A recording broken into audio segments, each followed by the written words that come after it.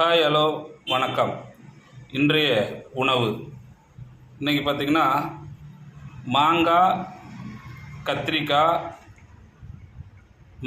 கத்திரிக்காய் முருங்கைக்காய் போட்டு சாம்பார்.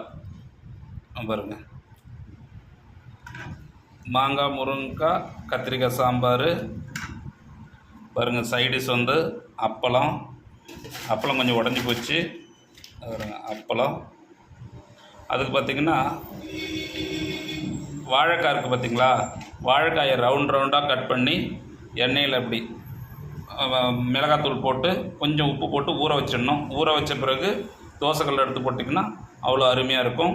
இது கூட பாருங்கள், உங்களுக்கு அதாவது சுரக்காய் கூட்டு, கடலைப்பருப்பு போட்டு கூட்டு வச்சுருக்கிறேன். இங்கே பாருங்கள், கடலைப்பருப்பு கூட்டு. இந்த கடலைப்பருப்பு கூட்டு வந்து நீங்கள் நீர்க்காய் நிறைய சாப்பிடுங்க. இந்த வெயிலுக்கு வந்து நீர் சத்து வந்து நிறைய வேணும்.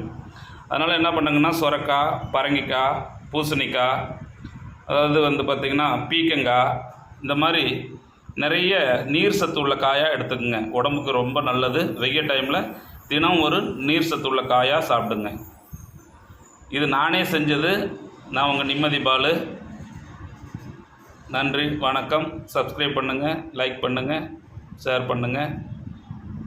தினம் உணவில் இன்றைய உணவு. நாளைக்கு வேறு உணவில் சந்திப்போம். நன்றி, வணக்கம்.